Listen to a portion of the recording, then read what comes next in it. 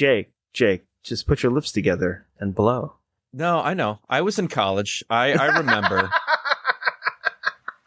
Gentlemen, let's broaden our minds. Are they in the proper approach pattern for today? Negative. Hold the weapon! Now! Charge the lightning field.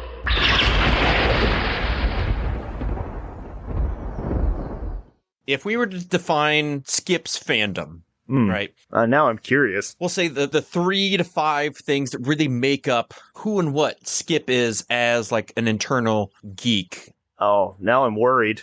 I think it's easy to say that Star Trek is part of that. Yeah. We would throw the Flash in there. Yeah. And I definitely think that Super Guy, I think he'd be in there. I think we probably also we could keep expanding. I don't think we need to. No. I just put this bit in to segue to talking about Superman. Well, yeah, you don't have to say a segue. You just segue. So anyway, Superman's your guy. He's your dude. I do like Superman. I actually am a bigger fan of Superman than I am the Flash, to be honest. If you had to sacrifice one of them, you'd easily throw the Flash in a fire. Well, it wouldn't be easy. So you'd have Superman. It wouldn't be easy, but I would rather have Superman. If you could only have Superman or Star Trek. Oh. Well, they're kind of the same thing, though. Are they?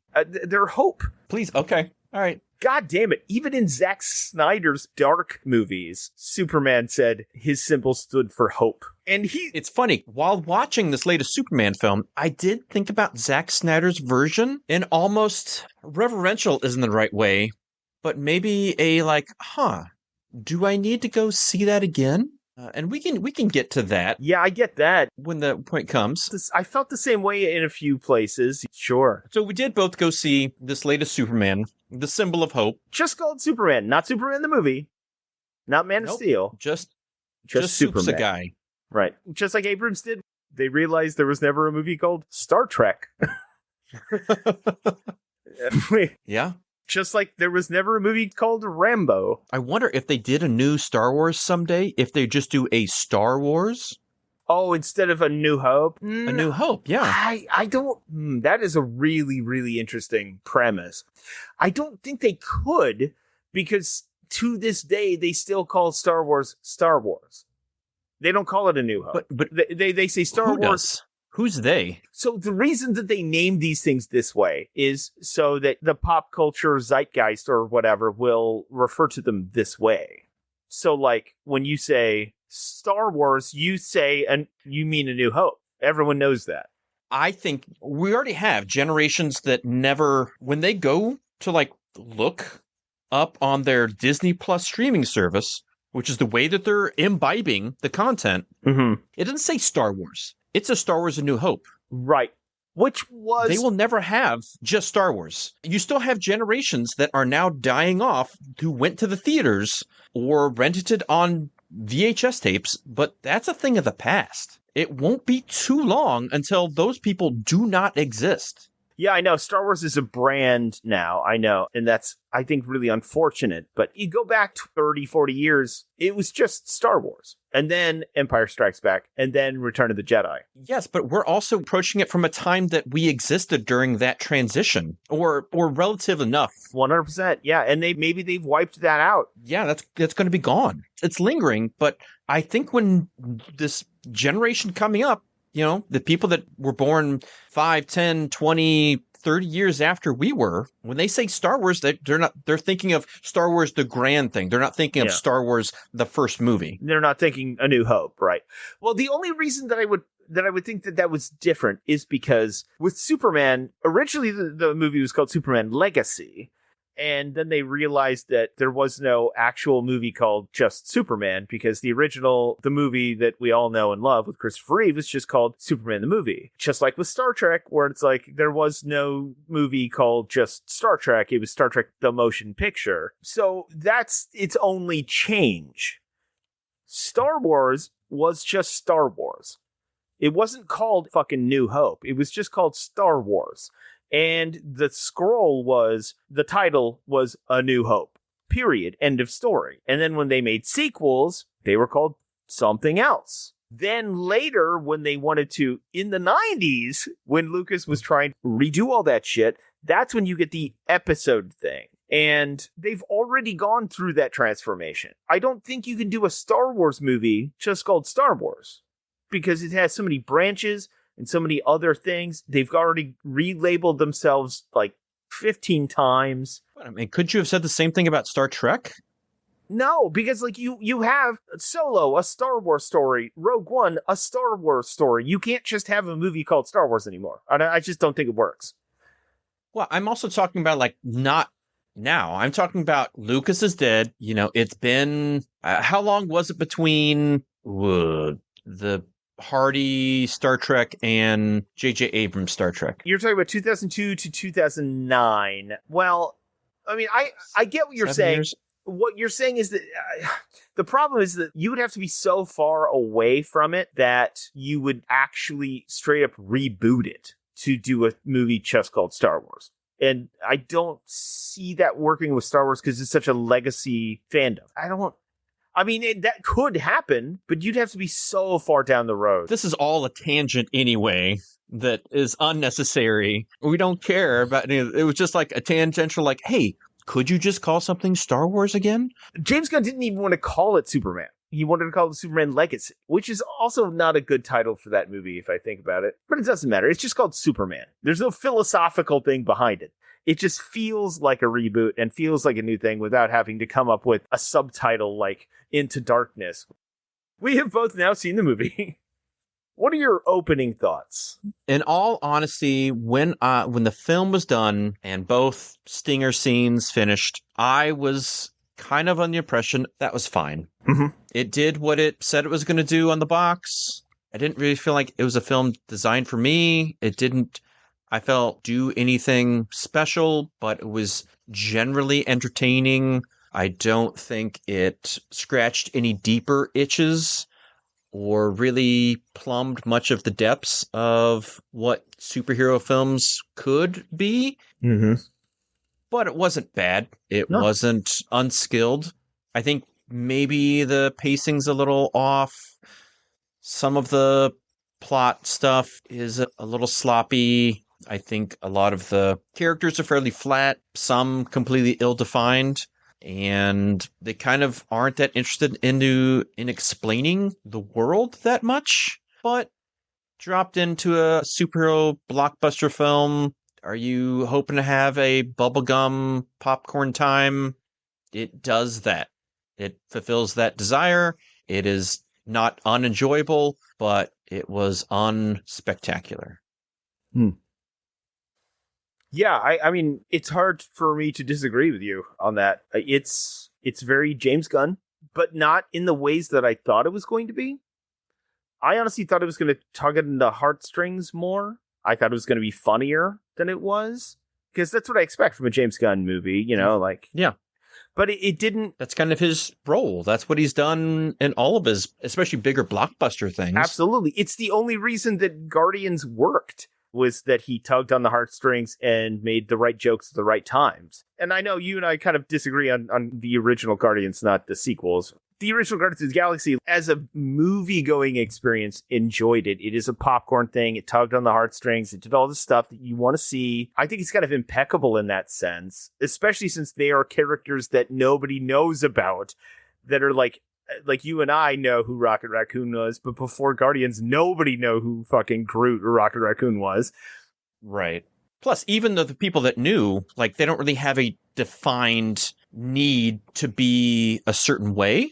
Right. There was still an amorphous, malleable quality to these characters and the storytelling you could do that really gave you free reign to do whatever you want within vague, slight parameters. You can't say the same with Superman. No, you're right, because it is different. Because like Feige gave him Guardians, though Feige has very strict rules about what you can and can't do because of the world building, because of the lore in the comics as well, even though that is kind of like secondary. But they gave James Gunn carte blanche, and he did, in my opinion, a great job. It's a very entertaining. It's one of my favorite from that phase of Marvel. I do enjoy that movie. If you want to break it down, yeah, there are plot holes and whatever. Yeah, of course. But it is one of the more entertaining films. And Superman is a weird entry from him, because if you look at those films and then The Suicide Squad, music is the backbone of all of those. Mm-hmm. And I think, honestly, one of the reasons that the first Guardians works so well, and he uses music well to set the tone. It's almost like, I don't know how to write a scene that makes you feel this way, so I'm going to play the music that makes me feel the way that you're supposed to feel. And that works for that. It holds your hand and leads you easily through the narrative. Absolutely. Superman doesn't have that until the end. And even then, I'm like, it feels tacked on. Is there a particular song that you're thinking of? The Iggy Pop song, probably. Yeah, the one thing I never thought I'd associate Superman and Iggy Pop together. Right. Well, but they do that moment, which feels like an old man writing young person's dialogue, where they're like, oh, it's not very punk rock. Dude, you know what punk is. Why are you acting like you don't?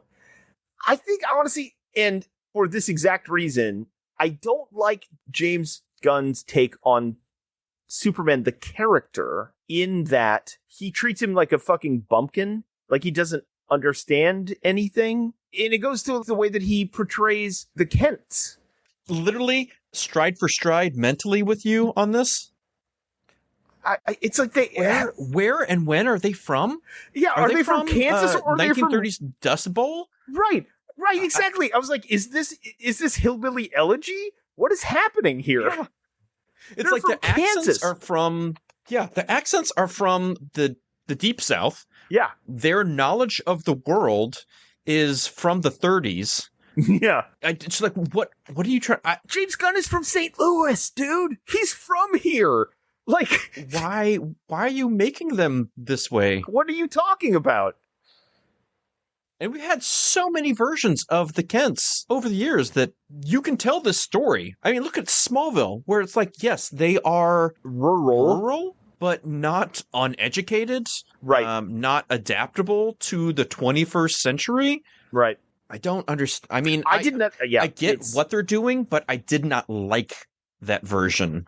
100%. I hated that. I thought it was superficial.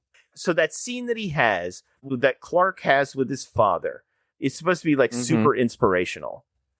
And it kind of is, but not really. It doesn't feel uplifting. I think what he tries to do is he tries to define them as, honestly, like redneck bumpkins, and then try to show the wisdom in the people of the earth or whatever. Yeah. But the thing is, the whole movie, it wasn't an origin story, right? Everybody knows who he is. We don't have to like show his origin. So why do you have to reinvent the wheel with the Kents? Yeah. And there are parts where it's like, oh, they're just started dating, but yet it's been 3 months, him and Lois. Yeah, he and Lois, yeah. But, they're to the I love you stage. Well, not until the end. And I think that was more trauma bonding than anything else. Sure, but... So Clark and Lois have been dating for 3 months, and she already knows he's Superman. Okay, that's a lot to dump on somebody. Did that just happened in the first week? I don't know. There were parts where like it's like, oh, it's a lived-in, everyone's familiar with everything that's going on, but there are also these sprinkles of like, we have to introduce things, or things have to be just burgeoning. Mm-hmm. And it's like, what do you want? Like, literally, they say that he and Lex Luthor have not met face-to-face until, like, Superman's locked up. Which is crazy, because Superman's been around for 3 years in this continuity. Yeah, if Lex wanted to meet him, he couldn't engineer that to happen. Even just to intimidate him, because, like, his entire thing is that he's choreographed fights with a clone of Superman, spoiler alert. Yeah, we will be discussing some spoilers. I don't think... We'll see. We'll see how spoiler it gets. If you get spoiled, well, fuck it. Wait, Well, I'll just put a thing in the notes. I'll put a thing in the notes because it is. Yeah, we're gonna get spoilery. So he's examined him so much that he can choreograph his responses to fights, and yet they've never met. They've never had a confrontation. Even in John Byrne's Man of Steel miniseries, when they rebooted after Crisis on Infinite Earths, he straight up had a face-to-face with Luthor being like, I know you, dude. I see you. I see what you're doing. I know I can't just go punch your criminal enterprise, but I get you, and I am going after you at some point. And Luthor is like, yeah, well, I'm going to go after you because you're a fucking alien invader. Which makes sense to me. I'd like that dynamic. But then in this, 3 years have gone by. He's done all this research. He created a clone and did a false flag thing to And Superman doesn't even know that they are rivals? Yeah. What the fuck? Lex hasn't come out and like said, I'm against Superman, or he's had a slew of ideas to encounter or detract from Superman. It's just like he has this one plan for somebody he's never met that he's been plotting for years. It's like that Red Letter Media critique of Prometheus, where they're like, are you an expert on things that have never, ever happened? What were the things that you particularly did like with this version of Superman and the Superman story? And what were things you distinctly did not like? I do feel like the movie was a little overstuffed. There was a lot in it, which I think was kind of to its detriment, but I understand why he thought that was what James Gunn thought that was important. Why do you think he did that? Because I can't imagine someone seeing this and not thinking that there's like a little too much going on. There's so much going on. And I have read some articles about this, subsequently. He didn't want to direct Superman, but he felt like Superman has to be the anchor of the DC studio universe, which makes sense to me. I mean, he is the alpha and omega of superheroes, essentially.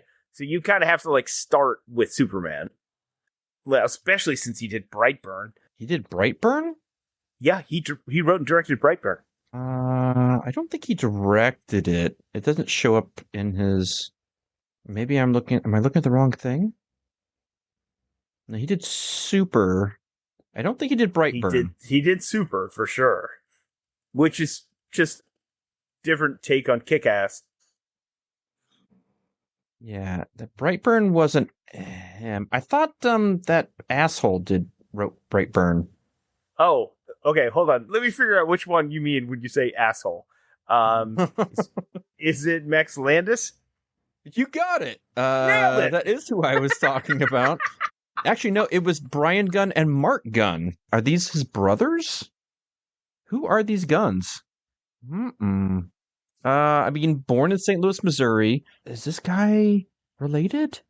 So it's James Gunn's brother and James Gunn's cousin who wrote Brightburn. Now, neither of them directed it. I interviewed his brother. This isn't Sean Gunn. This is his other brother. Yeah. So there's James Gunn, then Sean Gunn, who's in all of his projects, and then Brian Gunn, who writes...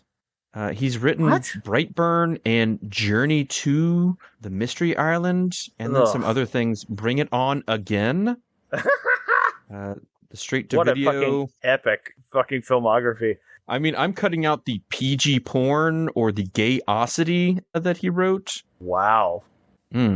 Interesting. I think it'd be fair to say the Gunn family, but sure, not the Gunns. Him. The Gunns fully loaded. Is it his sister or his sister-in-law who's a producer? Is this is like the Wild and Wonderful White? Yeah. Sorry, we were talking about Superman. Yes. One of the weird things that I was kind of surprised at when I watched it was the movie is aesthetic narrative frameworkly based on Grant Morrison's All-Star Superman, right? I see some elements there. Especially in particular, the Superman robots, right? Right. For people who don't know, All-Star Superman, written by Grant Morrison, was his homage to the 1950s version of Superman. He had robots that had capes just like he did, and, they just leaned into sort of like the camp of comic books, which I like aesthetically. I think because no one's done it, and James Gunn is the only guy that has balls, so it's just be like, fuck it, why not? Which I think is one of the reasons that James Gunn has ascended to his position, is that he's just like, why not just make it like a comic book? Mm-hmm. Ironic, because I remember you and I were at that Comic-Con panel with Zack Snyder when he talked about trying to make Watchmen, and all the companies were like, oh, well, no, we have to modernize it. We have to make it about North Korea instead of the Soviet Union. We have to set it in 2005 or whatever the fuck it was. And he's like, why? Why don't you just adapt the comic book? And you and I were both like, yeah, he's right. This might be good. It wasn't. But yes, just do the thing. And James Gunn is the guy that also is just like, why not just do the thing? Which is why like The Suicide Squad works so well. That movie is also too long and way over bloated and kind of masturbatory, but a really entertaining comic book movie. And you're like, okay, I could totally see why you would hand the reins over to James Gunn. Superman has to be the anchor of DC Studios. So he did his James Gunn version of Superman. As a Superman fan, I don't hate it. I don't dislike it. I don't love it. It's a movie that happened that sets up an interesting universe. If he's in charge of the entire universe, he is going with his version of the MCU, which is Guardians, and then just running with it, which is not what the MCU does. He's doing the Suicide Squad version of the DC canon, which, you know what? Hey, at least it's different. It feels different than the MCU.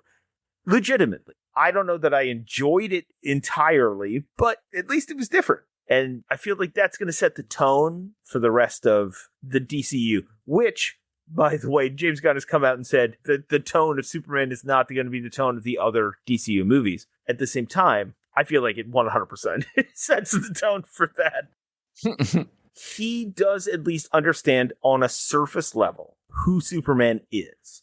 But the fact that he treats him like he's naive. In fact, they beat you over the head with that. Literally the exact opposite of Zack Snyder's approach with everything. To be fair, not just Zack Snyder, but also, what's his name, who wrote Man of Steel and Blade and... Oh, Goyer? David Goyer. Dark City, which actually is probably his best work. And that's admirable. And I think works. But at the same time, they treat him like he's like an idiot in the movie. And that kind of bothered me. If you read any DC comics, like Superman, there are plenty of critiques out there. Like Brad Meltzer has great critiques about Superman during his time with Justice League and especially with Identity Crisis. Yeah, I mean, there's a hierarchy in the DC universe, and there is this weird thing where Superman is like the most authoritative character.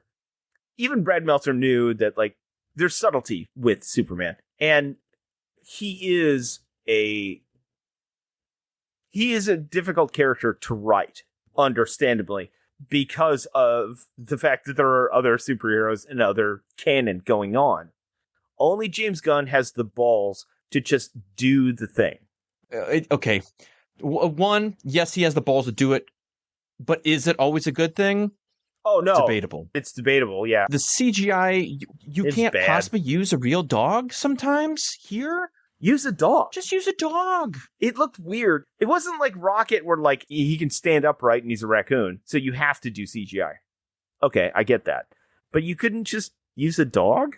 Yeah, there's a suspension of disbelief with a character like Rocket because you know that he is not a normal thing. Right. This is just a dog with a cape.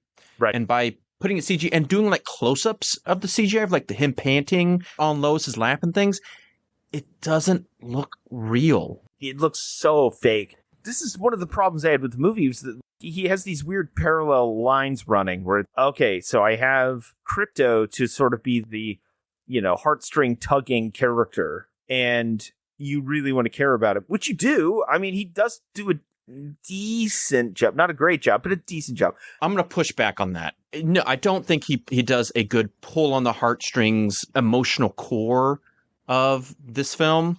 One, Superman doesn't care about him. That is a problem. He uses them twice when he needs to. Right. As someone who's a dog lover, and I would do anything for my dogs, he doesn't care about Crypto at all. Well, he says it's a foster situation, which yeah, you're Who right, cares? negates his Who cares? whole thing. Is this a redheaded stepchild? Are you going to kick the dog too because it's not yours? Right. Two, they don't actually put Crypto in peril. Well, they did, but There's they only- cut that there- out, there's the- apparently. Well, but that doesn't matter. That it's only what I don't care what was on this in the screenplay. It's only what shows up on the film that I can judge. I mean, it doesn't matter because that's not what we got. If you're trying to set everything up to be around this plot point that you cut out, that was a bad idea in the first place, that's not a benefit to the movie overall in any way. Yeah, you're completely correct. Plus, there's no payoff. It's just a plot point to get from point A to save him from situations, for him to like. The reason he's like turning himself in over to Luther is, well, there's this dog out there that I don't really care about. That's my cousin's dog. Right. That I guess I should sacrifice myself. And I mean, in his mind, he is protecting not only this country, but the rest of the world, all of these people from dying. But to save this dog that he doesn't care about and we don't have any connection to, he's going to sacrifice himself to theoretically be locked up forever or maybe executed. He doesn't know what's coming. Right. To then just find this dog.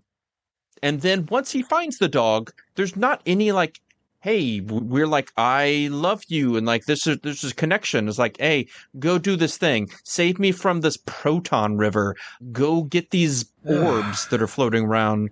And then when we get back to the Fortress of Solitude, it's like, Crypto, you suck. That's just a dog that's in here. I don't really care about it. Yeah.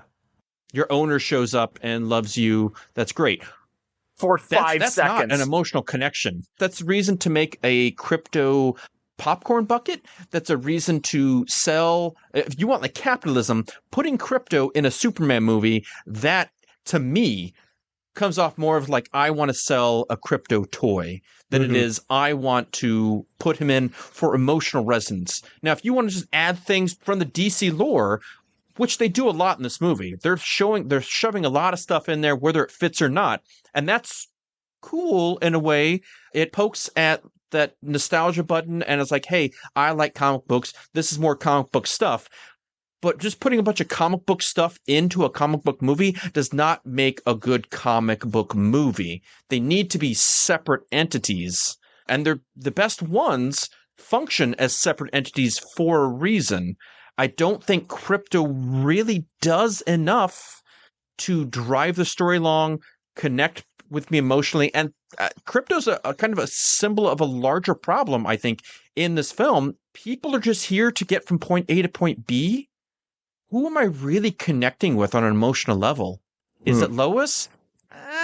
Is it Jimmy or Perry? Not at all. Is it Lex's girlfriend? No. Is it any of the Justice Gang? Not really. Are we going to go not at all. Superman? I mean, maybe I can connect most with, I don't know, Metamorpho? Yes, that's the only one I think he does actually execute well. That one, and that's just that's the most basic. Character in peril has to make a moral decision. Well, that's like a C-list character in this film. That's my emotional heart that I'm supposed to go with. Is it like the bumpkin parents who have to explain the basics of being Superman? I mean, there are parts of Kal-El's journey that I guess you can get on board with, but even the overarching storyline ideas of who he's about and what he's trying to figure out, do they really resonate at the end of the film?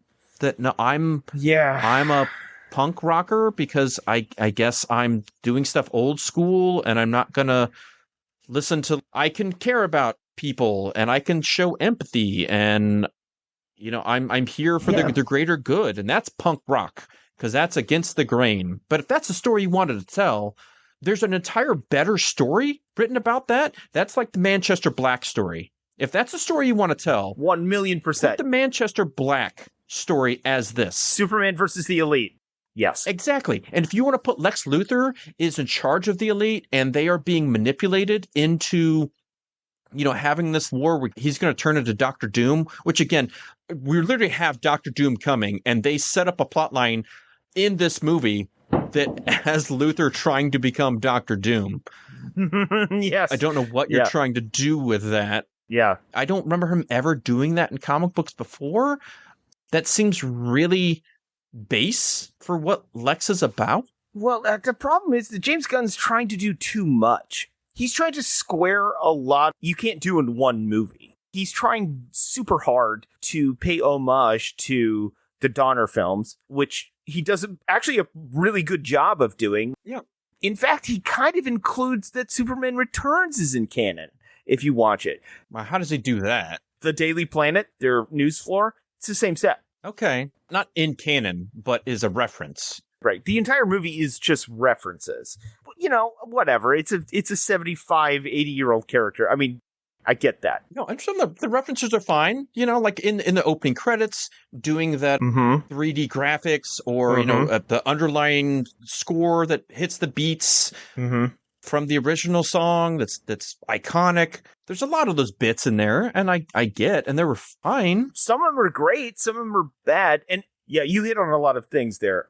I completely agree that most of the characters are completely flat. The thing is, his approach is, well, you already know these characters. Why do we have to define them? He's right. I don't want to see Batman's origin every time I see a fucking Batman movie. Right. We don't need a Superman origin story. I get it. But at the same time, then when he starts pulling your heartstrings, I think he kind of misses in a lot of ways. I don't think he does the Kents very well, even though I think one of the only actually emotional moments in the movie is when he's talking to his father. That's just kind of like, I could have seen an episode of Smallville where they do that. Yeah, it's okay. And they kind of neuter that a bit, because his mother literally comes out and is like, I call Paul Kent mush because he's just too emotional to be a man in Kansas. Dude, you're from the Midwest. Are you getting mushy again?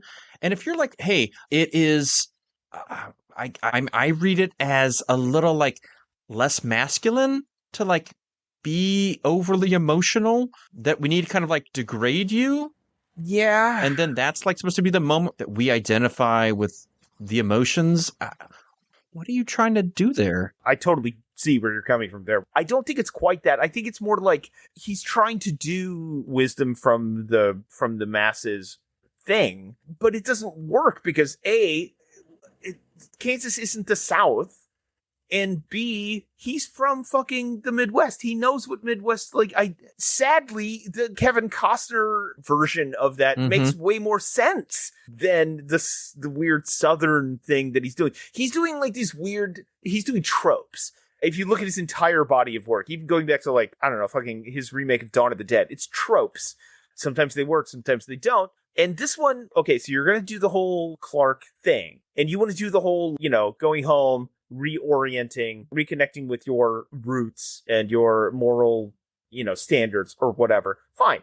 That may be the only good part of the movie when it comes to personal, character building in that. But even that, I don't think it works very well. And I don't like the way that they play him as dumb. They play him as naive. And that's one thing. I mean, if I were to say I think they do that, it is an easy way for writers to help ground. It's cheap writing. A character that's... It is. It's like this character can do so much, and he's unbeatable, and he's super at everything. So we need to kind of make him not necessarily dull, but maybe a little naive in a lot of ways. Which is why, you pair him with Batman, he's like the Boy Scout, versus right, the Dark Knight kind of thing. Which they tried to do with Mr. Terrific and Guy Gardner. They posed those as the alternates to him in a way that kind of beats you over the head with it. Except for Mr. Terrific. Mr. Terrific was a fun representation on screen. I couldn't tell you what Mr. Terrific's beliefs are. Or what he stands for, what he does, or his even purpose, really? Yeah. Or I don't know. Technologically, he does stuff, and he's super tech wizard, and he has these balls that can do just about anything. Sure, which is not that far off from the comic books, but he doesn't have any emotion, and he speaks to that he doesn't want to engage on an emotional level. And other than like, I want to dick over Guy Gardner, what is his purpose for doing anything? Because it doesn't seem to be money. It doesn't seem to be fame. Right. It doesn't seem to be equality or justice. Or even pursuit of knowledge. No, I don't know what his purpose is. If you're going to do Mr. Terrific, I mean, he literally has a jacket that says fair play on his sleeves. Yeah. Give him a motive in that sense, then. Like, make that his motivation, not just an aesthetic choice, which they don't do. I do like, though, the fact that he was like, I'm going to turn him into a blaxploitation character who's also super badass, and then I'm going to do my own montage showing that he's badass because he's a DF list DC character. Fine. That works for me. But if you're going to use a character like that, make that more important. You're correct. I mean, give him a motivation. Give him a backstory. Not even a backstory, just a simple monologue. He's in the plane with Lois, and he can just say, like, hey, you know, I've seen you around. I am a reporter. Maybe I should try to, like, ask you questions about who the fuck you are, what the fuck's going on.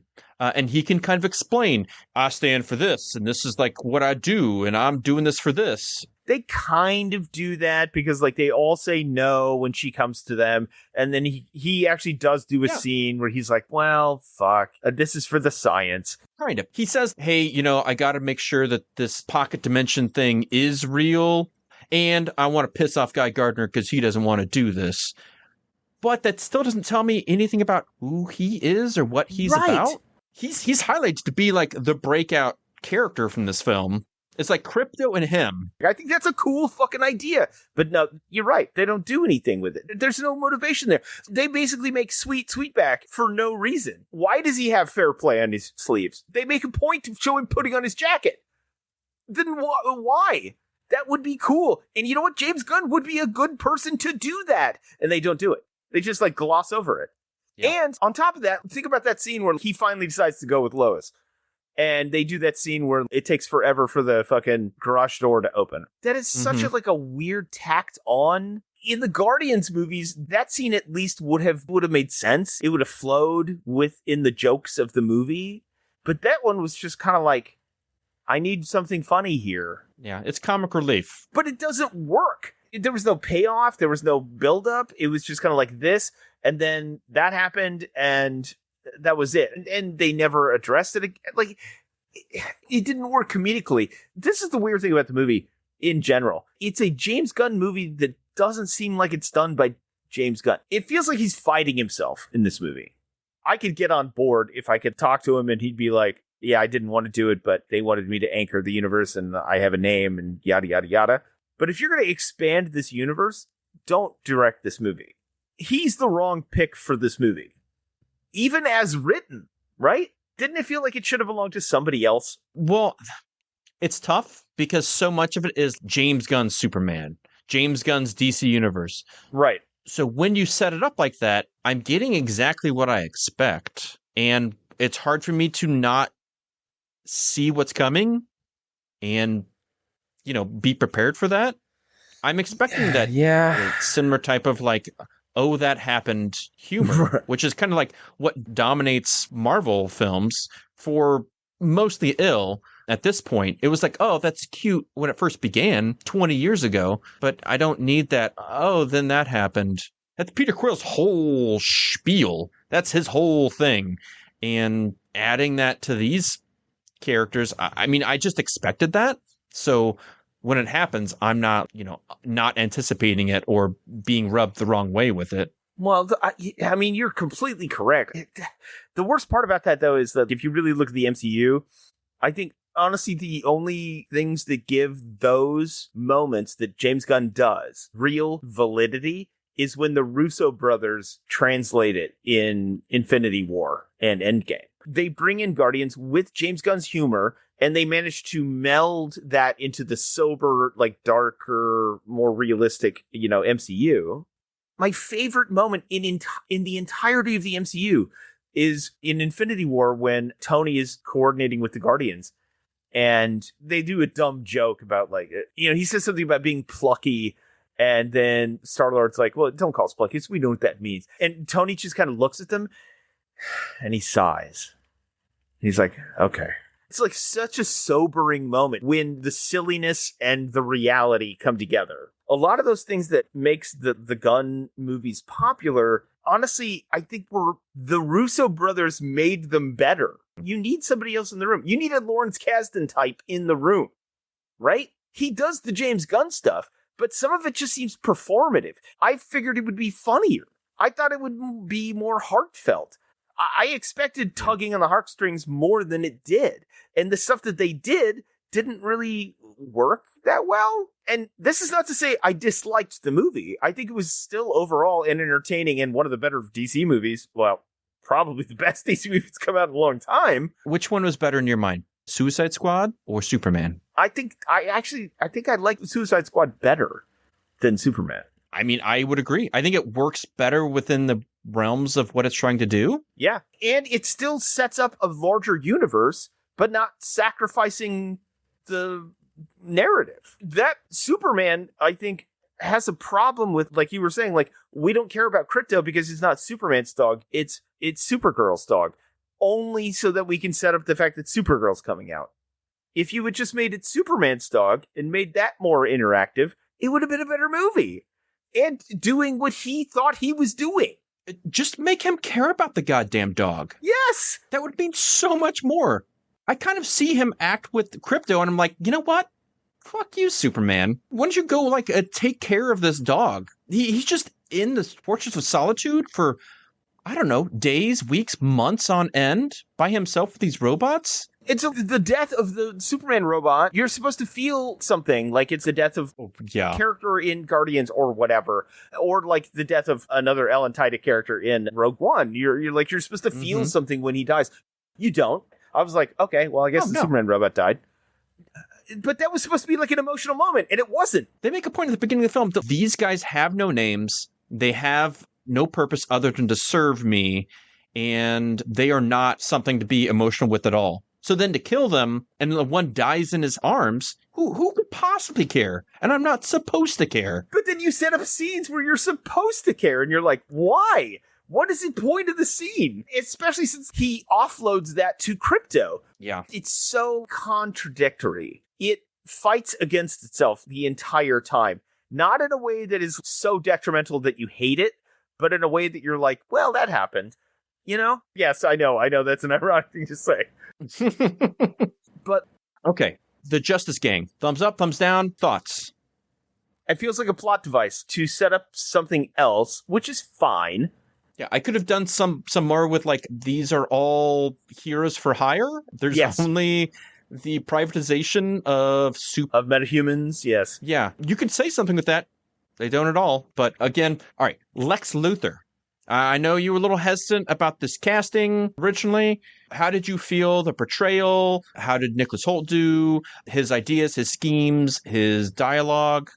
Thoughts? I love Nicholas Hoult. I think he's a great actor. I think it's it's not what I would have done, but I think it's an inspired casting as Lex Luthor. And you know what? I think he does a great job. I don't think I like the way that it's written, but the subtleties of Lex Luthor is what makes him a great villain. They went straight up supervillain.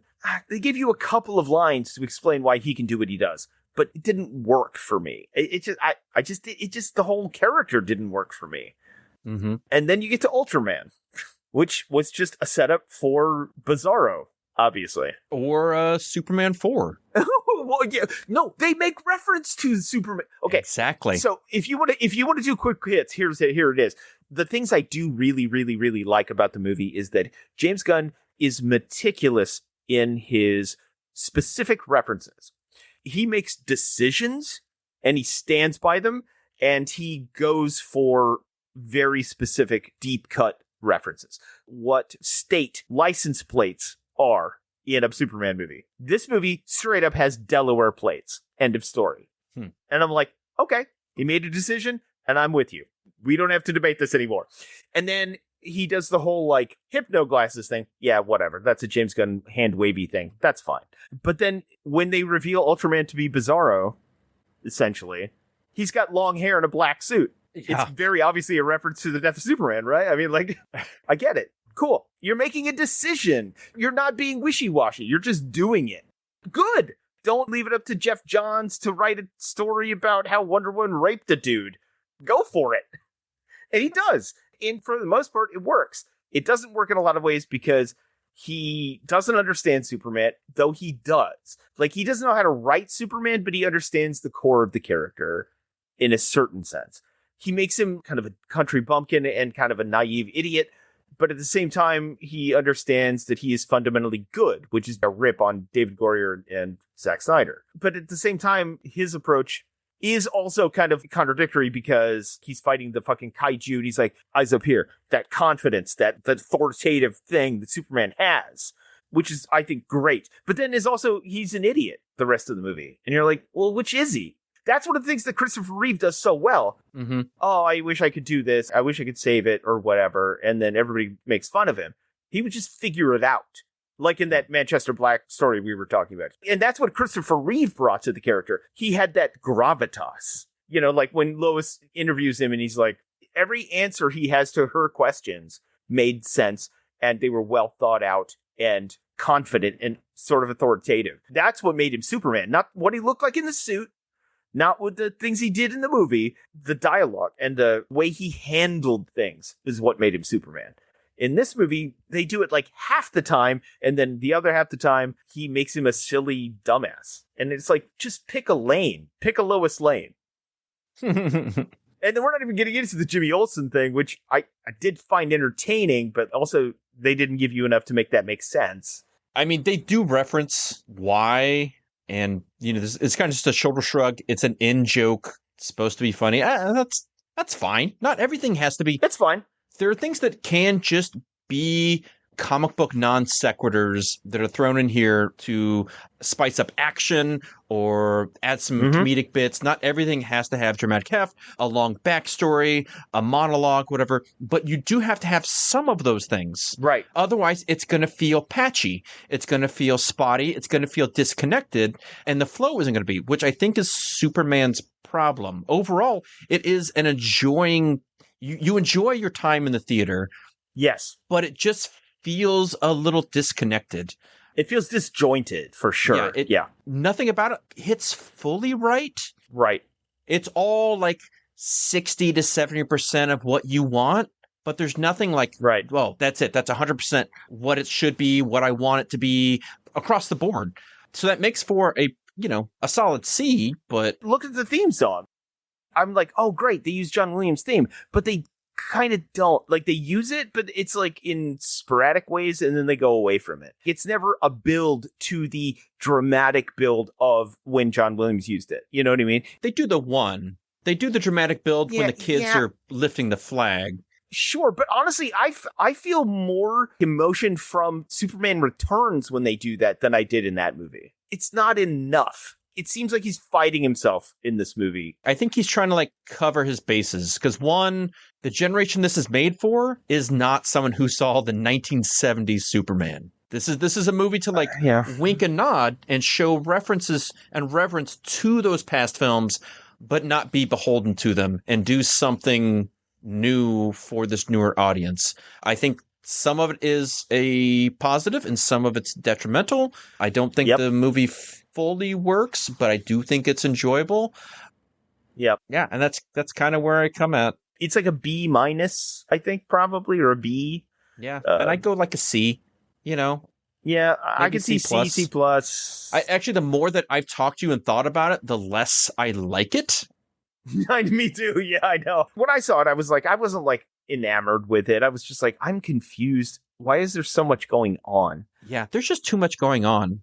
I think there are parts that I would really, really like. There's like a Mr. Handsome, which is a weird, creepy X-Files-esque character in this bizarre Mario world in between, with possible mother boxes, which would have been great if they had talked about using that. Addressed it. Yeah. So something.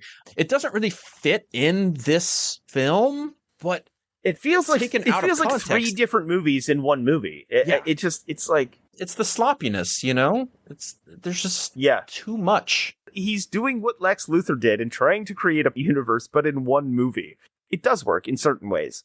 And I think in certain ways that are great, because I think the whole Metamorpho thing kind of kicks ass. And I think that feels like a classic James Gunn thing where you take a character that doesn't matter and that no one gives a shit about and you care about him. Kind of. Where did his kid come from? Why is that kid in peril? I don't know. Whatever. Fine. But you still kind of care. Still, that was just a plot device.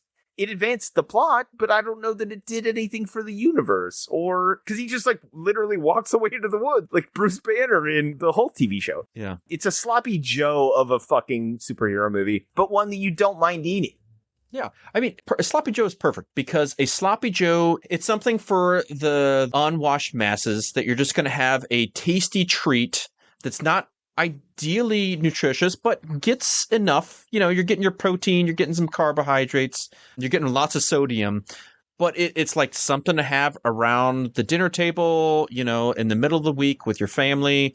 You're going to eat it, you're going to enjoy it, but you're not going to think about it ever again. Also, like, it creates a whole culture behind it, which is what he's trying to establish. This is our thing now. And you know what? After watching it, I was like, you know what? It wasn't the Marvel Universe. It didn't feel like it. The rules weren't the same. It definitely felt different than Marvel. And I think that was one of the major points. That's funny, because to me, this feels the closest to any of the other Marvel films. What? Really? When Mr. Terrific is like, that's an anti-proton stream, and then Superman, like, is flowing through an anti-proton, I'm like, what are you talking about? Like, the Marvel would never do this. I mean, if you watch Guardians 3, well, okay, there's but a that's lot of James like Gunn, weird. so. Well, I'm just saying, it's like that's where it's coming from. You know, it felt more comic book-y and less grounded than the MCU. Very much so. And I will that. Yeah, I can't disagree with that. At least in that sense, I appreciate that, and I think audiences appreciated that, and I think that's why it did well in the theaters, because people have Marvel fatigue. And also, the Marvel movies have sucked recently. So, this was at least a breath of fresh air.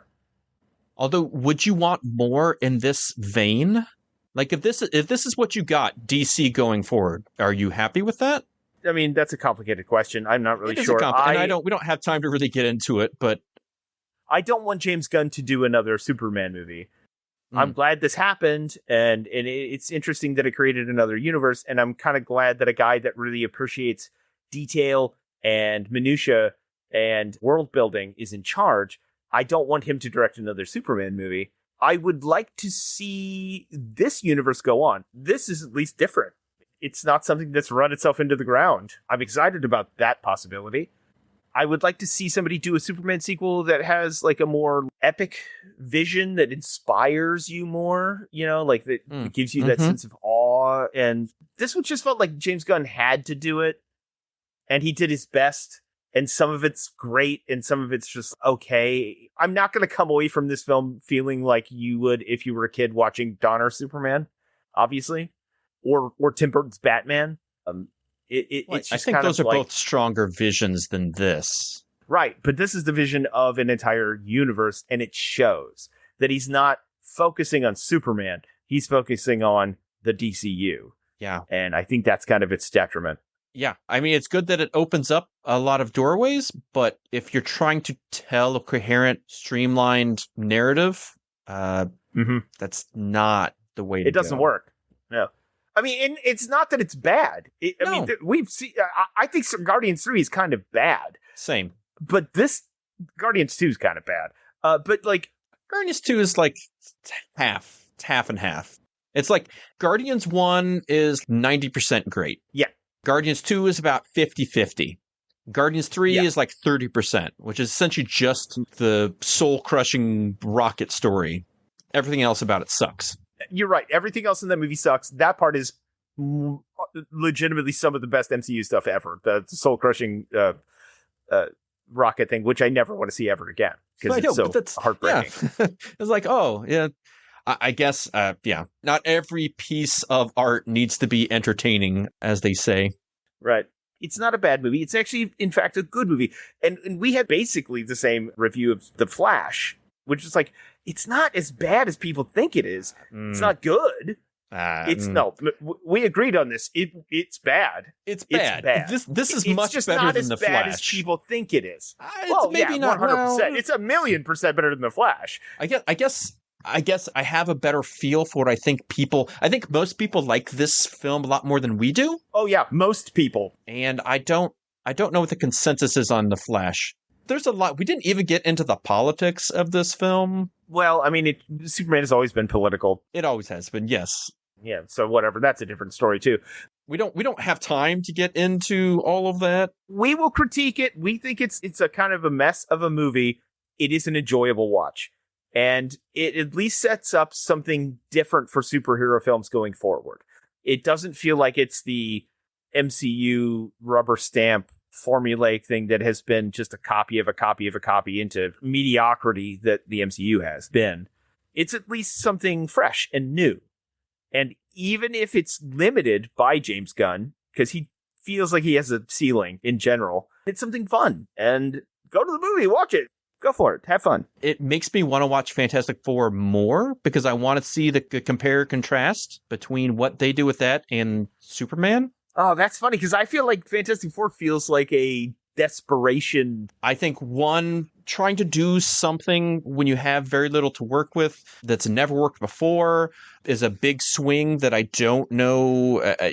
I think this is the precursor to the truly all out throw everything at the wall that we possibly can to bring you to the theater and what the Avengers movies are going to be. But I thought Thunderbolts was that, but yeah, I mean, I don't. Fantastic Four feels like they finally were like, all right, fuck, let's just put it in the 60s. Which, I mean, I've always said is the way to go. That's what you should do. Always agreed on that. You should always have done that. Which is kind of the thing that gives me hope. I don't know that it's going to be good. I have no idea.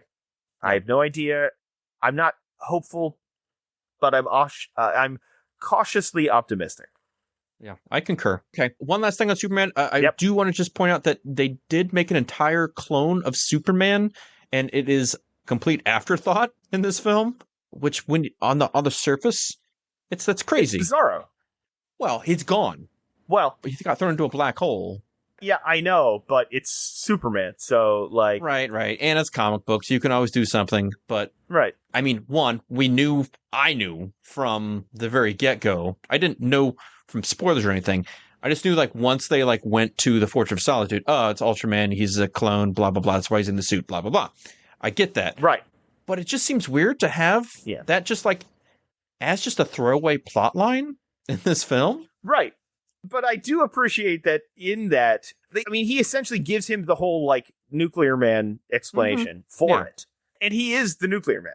That's the one thing I really do appreciate about that Gunn takes the lore really seriously. And there are other, like, Easter egg things in there that he takes from other Superman movies that most people wouldn't notice. He takes the character seriously, and I appreciate that. There's a lot going on. Also, I have to point out this falls into the Jurassic World problem, that if you have one clone, then there's got to be more clones out there, and that's just like, that's a whole nother... Gets you into a snowball of... Unless you were, like, destroyed the cloning facility, which is kind of what they do well in Civil War, where they're like, all right, see, I've killed all of the superpowered people. There is no more of this formula to make any more of you. You arguably ruined Baron Zemo as a character by doing that, but that's okay. Whatever. Who cares? His mask was dumb. And who's really, like, on board? I need more neo-Nazis to be supervillain. It's like, I like that he was this tortured guy. He devoted his life to, like, executing this plan, and he did it. And then he tries to take his own life and doesn't succeed. Yeah. That's a much more compelling narrative to me. But whatever. To wrap up Superman, it's all right. It's an okay-ish good time. Yeah. It doesn't know what it is, even though it's supposed to define everything, but... Well, it just thinks it's a lot of things. It definitely thinks it's a lot of things. Yeah, it's worth watching. It's fun. Not life-changing, but not bad. So there's that. Yeah. We hope that you feel the same about this podcast, that it wasn't bad. I don't know about good, but it wasn't bad. That's the spirit. If you do feel that way, that it is better than bad, please do like, share, subscribe. If you wouldn't mind writing a review on Apple Podcast or whatever podcast app of your choice, that would be preferable and pleasurable to us. It's the best way for us to get heard and seen, and for us to spread our reach around Baravia and Jarhampur or wherever else we're. Right. Yeah, whatever. Lexburg. Skip, what should the audience do? Oh, well, they should probably clean up after themselves to some sort of reasonable degree. I mean, Jesus Christ, it's getting cluttered in here. Make sure they have paid their tabs. Make sure they have tipped their bartenders, their KJs, their wait staff. Make sure they, support their local comic shops and retailers. And from Dispatch Ajax, we would like to say Godspeed, fair wizards. Skip, save me, take me home. Please, go away.